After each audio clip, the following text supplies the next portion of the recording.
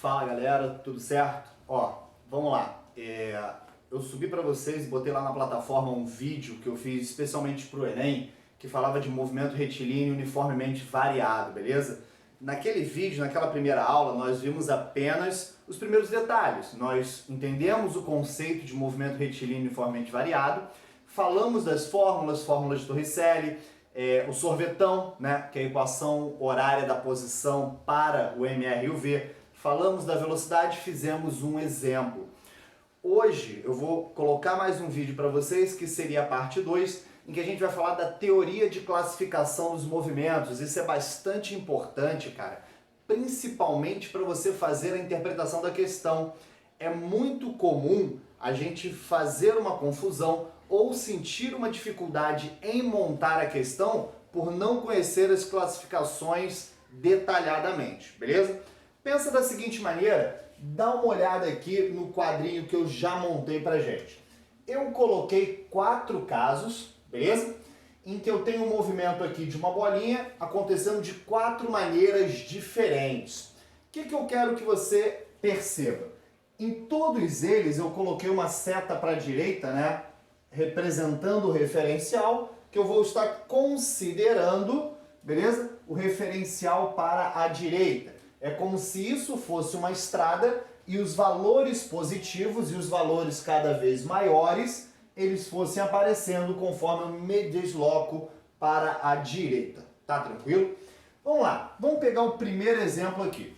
Galera, dá uma olhada na minha bolinha. Primeiro, ela se movimenta, de acordo com a setinha que eu coloquei aqui em azul, a favor da trajetória, tá? Isso é coisa que nós já vimos em movimento uniforme. Quando você tem a velocidade no mesmo sentido da trajetória, no mesmo sentido do referencial do caminho, por assim dizer, você tem um movimento progressivo, beleza? Então, olha só, esse primeiro exemplo, ele representa um movimento progressivo. Isso significa que a velocidade ela é positiva, ela é maior que zero, tranquilo? A velocidade da minha bolinha está a favor da direção aqui, beleza? Está a favor do referencial. A gente classifica o movimento como progressivo e matematicamente a gente diz que ele é maior do que zero. Repara um segundo detalhe. Por ser um movimento variado, os espaços percorridos, galera, eles são cada vez maiores. Tá vendo aqui? Você tem um espaço pequeno, no próximo instante um espaço um pouquinho maior e depois ainda maior. Aonde eu quero chegar com isso? Eu quero que você entenda que nesse desenho, que a gente pode considerar uma foto estroboscópica. Porra, o que é isso, cara? Foto estroboscópica é quando você tira a foto sempre no mesmo intervalo de tempo. Então a gente pode supor que seria a foto de uma bolinha em movimento, tirada de 1 em 1 segundo, tirada de 2 em 2 segundos, alguma coisa nesse sentido. Sempre no mesmo intervalo de tempo. Galera, repara que cada espaço é cada vez maior. Isso significa, isso me faz entender que essa bolinha ela está andando com velocidades cada vez maiores, que ela é cada vez mais rápida. Eu diria então que ele é um movimento progressivo e acelerado. Acelerado porque eu estou cada vez mais rápido. E aí vamos lá. Se é um movimento acelerado, eu vou colocar aqui uma aceleração maior do que zero, uma aceleração positiva. Tranquilo? Guarda essa ideia. Olha o segundo desenho. Vem pela mesma lógica. A velocidade, ela também está a favor da referência. Tá tranquilo? O vetor velocidade tem o mesmo sentido que o meu referencial. Isso faz com que o meu movimento ele ainda seja progressivo. Ou seja, a minha velocidade ainda é positiva, ainda é maior do que zero. Galera, olha os espaços. Considera aquela ideia de foto estroboscópica novamente. Considera que essas bolinhas, né, na verdade isso aqui é uma foto tirada de 1 em 1 segundo. Tá vendo que a cada intervalo de tempo a bolinha está cada vez mais lenta? Porque ela percorre espaços cada vez maiores? No primeiro instante de tempo, ela percorreu tudo isso. No segundo, um pouquinho menos. No terceiro, menos ainda. E assim por diante. Ou seja, essa bolinha está rolando cada vez mais lentamente. Ela vai parando, ela vai perdendo velocidade. Isso é característica de um movimento retardado que nós chamamos. Ok? Movimento retardado é aquele em que você vai perdendo o valor da velocidade, por assim dizer. Nesse caso aqui, a aceleração vai ser negativa, tranquilo? Então, cuidado para você não se perder. Progressivo ou retrógrado é quando a referência e a velocidade são relacionadas. Acelerado ou retardado é que você está pensando na aceleração. Você classifica de duas maneiras diferentes, beleza? Ó, terceiro exemplo aqui. Repara que dessa vez a bolinha se movimenta no sentido oposto ao da trajetória. Começou à direita, ela começa a se deslocar para a esquerda. Olha as setinhas aqui, ó. Não estão contra a referência, beleza? Não estão para a esquerda enquanto a referência é para a direita. Isso muda a minha classificação. Isso me faz entender que o movimento não é mais progressivo. Ele é um movimento contra a trajetória. Ele é um movimento retrógrado. Tranquilo? Essas classificações nós sabíamos lá do movimento retilíneo uniforme. O que é novidade para a gente é classificar em acelerado ou retardado. Se é retrógrado, a velocidade está no sentido oposto da trajetória, logo a velocidade vai ser considerada negativa. Eu vou usar um sinal de menos na hora de fazer minha interpretação, caso eu tenha um movimento retrógrado. Mas galera, ela anda para trás cada vez mais rápida ou cada vez mais lenta? Se liga, começou com espaços pequenos e os espaços foram aumentando. Então na trajetória da bolinha, ela está andando cada vez mais rápido. Isso aqui é considerado um movimento acelerado, assim como foi no primeiro exemplo. Os espaços vão aumentando. E aqui é que vem o grande detalhe da questão. Vou escrever e vou te explicar. É um movimento acelerado. Tranquilo? E aí eu vou colocar que a aceleração é menor que zero. Bom, aí deu um problema aí no teu entendimento. Aqui é que acontece a maior dificuldade de vocês. Pô, Júlio, do outro exemplo foi acelerado, você botou aceleração positiva. Agora é acelerado e a aceleração é negativa? Como assim? Galera, tira da cabeça que movimento acelerado é positivo e movimento retardado é negativo. Não é assim que você tem que pensar. Se você pensar assim, você vai errar. O que define se é acelerado ou retardado é se o sinal da aceleração ele casa ou não com o da velocidade, ok? Então não põe em primeiro momento se é positivo ou negativo. Pense da seguinte maneira. Por que aqui foi acelerado? Porque se a velocidade era positiva, a aceleração também sendo positiva, caracteriza o movimento acelerado. Entenda, o sinal da aceleração tem que casar com o da velocidade para ser acelerado. Olha aqui, ó, a velocidade não é negativa?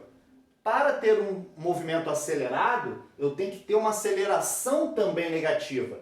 Tem que haver o casamento dos sinais, beleza? Para ser classificado como acelerado. Se os sinais entre velocidade e aceleração forem opostos, aí você está falando sim de um movimento retardado. Vem para o quarto exemplo aqui. Você já sabe que é retrógrado, porque, novamente, a velocidade está no sentido oposto da trajetória. Então, tranquilo? Retrógrado. Vou colocar um sinal de velocidade negativo, velocidade menor do que zero. Galera, tá vendo que os espaços vão ficando cada vez menores? Ele começa com um espaço maior, vai diminuindo, ou seja, dando aquela impressão de que a bolinha está perdendo velocidade. Então, se está perdendo velocidade, é retardado. Agora, vai ser negativo? Não. Para ser retardado, o sinal tem que ser contrário da velocidade. Sempre compare com o da velocidade.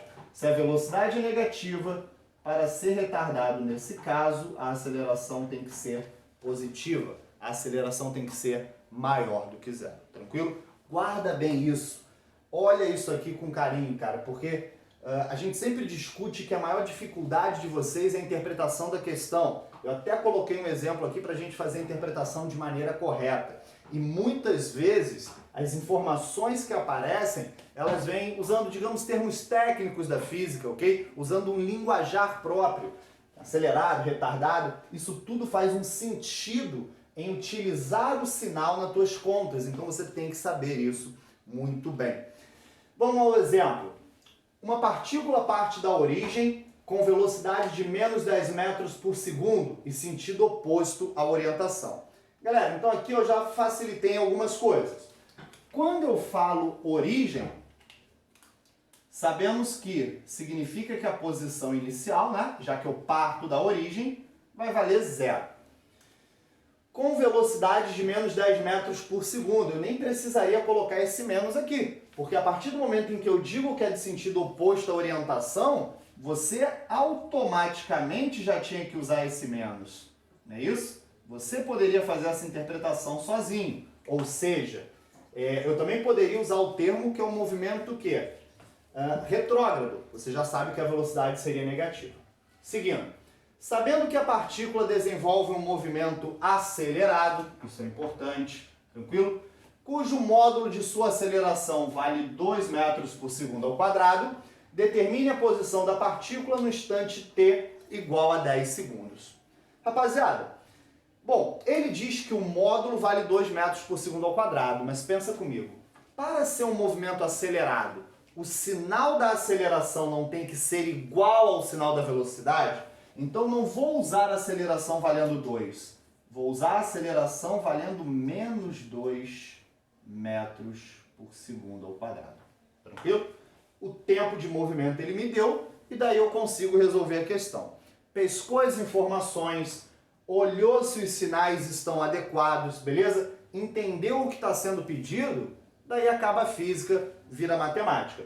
Se eu estou falando de um movimento retilíneo uniformemente variado, eu sei que é variado porque existe a presença de uma aceleração. O que eu vou resolver, o que eu vou utilizar para achar a posição? Você usa o sorvetão, né? Lembra? S é igual a S0 mais V0 vezes T mais AT quadrado sobre 2. Beleza?